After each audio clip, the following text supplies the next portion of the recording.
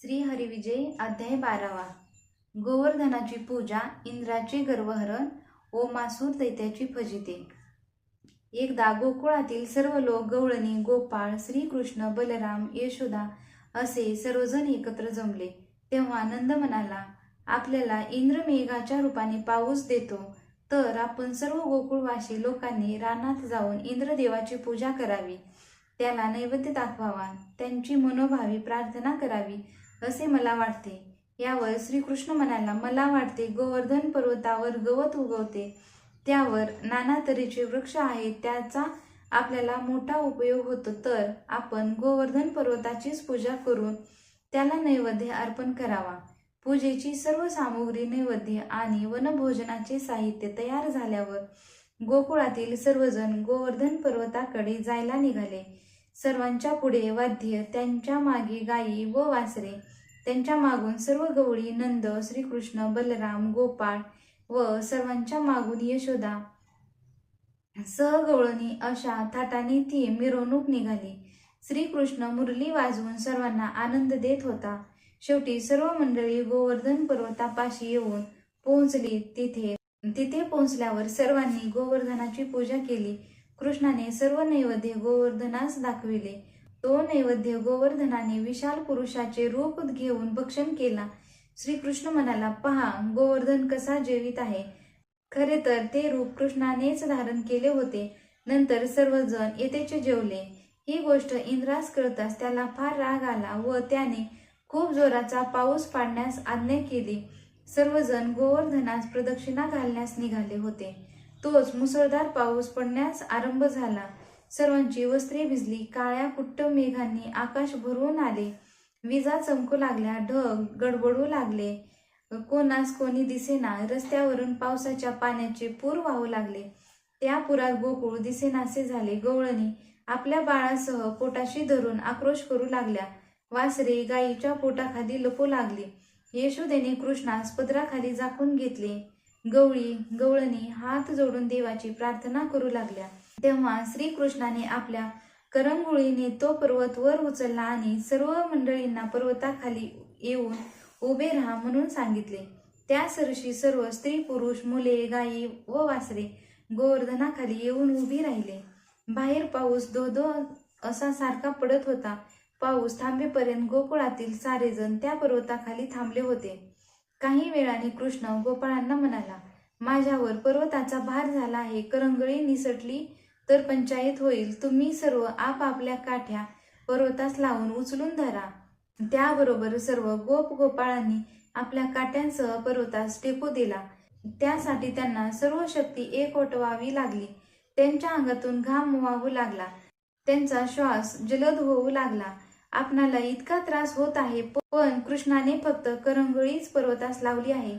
हे पाहून एका गोपाळ म्हणाला, गोपाळ कृष्णा, हा प्रचंड पर्वत आम्ही आता उचलून धरला आहे. आमच्या सर्वांचा जीव कासावीस होत आहे.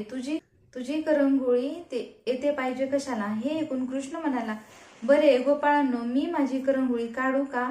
तसे ते काढ म्हणाले. तेव्हा चमत्कार दाखविण्यासाठी आपली करंगळी पर्वतापासून थोडीशी ढिली केली. त्याबरोबर तो पर्वत खाली पडतो की काय असे सर्वांना वाटले. तेथील सर्वजण घाबरले. नंतर सर्वांनी तो पर्वत पुन्हा उचल म्हणून श्रीकृष्णा अशा प्रकारे 8 दिवस मेघांनी सारखी वृष्टी केली. तेव्हा इंद्राला वाटले की सर्व गोकुळ उद्ध्वस्त झाले असेल, आता वृष्टी थांबवावी. तेव्हा इंद्राने सर्व मेघास पाऊस थांबवावा म्हणून आज्ञा दिली. त्याचबरोबर आकाशातील मेघ निघून गेले. आभाळ स्वच्छ झाले. सूर्य दिसू लागला. ते पाहून सर्व गवळणी, गोपाळ गोवर्धना खालून बाहेर आले. श्रीकृष्णाने पर्वत खाली ठेवला. नंतर सर्वजण श्रीकृष्णाची स्तुती करीत गोकुळात परत आले. ते पाहतात तो गोकुळात काही पडझड न होता सर्व जागच्या जागी यथास्थित आहे. हा चमत्कार इंद्राने पाहिल्यावर तो श्रीकृष्णाला शरण गेला. त्याने कृष्ण चरणावर मस्तक ठेवले आणि देवांसह इंद्र आपल्या स्वर्गात निघून गेला. कंसाने अखेर ओमासूर नावाचा एक क्रूर आणि दृष्ट राक्षस गोकुळात पाठविला. त्याने गोपाचे रूप घेतले आणि श्रीकृष्णाच्या सवंगड्यात तो मिसळला. तो एकदा श्रीकृष्णाला म्हणाला, आपण आज अर्धे घडी वाटून घेऊ. वाघ मेंढी खेळू. त्याचे ते गोडी गुलाबीचे बोलणे ऐकून श्रीकृष्ण त्याच्यासह खेळ सुरू केला. तो शरीराने दांडगा असल्याने वाघ झाला व एक एक गोपाळाला उचलून नेऊ लागला. त्याने सर्व गोपाळांना व गायींना उचलून नेले आणि पर्वताच्या गुहेत कोंडून ठेवले. हा सर्व प्रकार बलरामाच्या लक्षात आला आणि तो कृष्णास म्हणाला, हा खेळणारा गडी गोप नव्हे राक्षस दिसतो. कृष्णाने ते जाणलेच होते. जेव्हा गोपाळ आणि गायी तेथे दिसेना तेव्हा कृष्णाने पुढे होऊन त्याच्यावर डाव आणला आणि कृष्ण त्याच्या पाठीवर स्वार झाला. दैत्याचा विचार कृष्णास दूर नेऊन त्याला ठार करण्याचा होता हे श्रीकृष्णाने जाणले. तो दैत्यास म्हणाला, अरे माझे गोपाळ आणि गायी कोठे ठेवल्या आहेस त्या दाखव, नाहीतर तुझी धडगत नाही असे समज. तेव्हा त्याने कृष्णास खाली ढकलून व आपले दैत्य रूप प्रकट केले. ओमासुराने भयंकर आरोळी मारली व आपले विशाल मुख पसरून तो श्रीकृष्णास गिळण्यास धावला. त्यावेळी श्रीकृष्णाने आपल्या सुदर्शन चक्राने त्याचे शिर आकाशात उडवून दिले. नंतर कृष्णाने गोपाळ आणि गायी यांची मुक्तता केली आणि सर्वांसह श्रीकृष्ण गोकुळात आला. ओमासूर ठार मारल्यावर कंसाने 2 दैत्य 11,000 राक्षस सेनेसह पाठविले. त्या दैत्यांनी यमुना तीरे आल्यावर श्रीकृष्ण व बळराम यांना मथुरेला येण्याचा आग्रह करू लागले. लवकर चला, नाहीतर तुम्हाला उचलून कंसाकडे नेऊ असे ते म्हणाले. ते ऐकताच बलराम रागवला. आपल्या शक्तीने त्याने त्या दोघांस खूप मारले. इतर गोपाळही त्यांना फटकारे लावू लागली. तो मारा त्या दैत्यांना दुःखासह झाला आणि काकुळतीस येऊन, आम्हाला सोडा, आम्ही इकडे येणार नाही.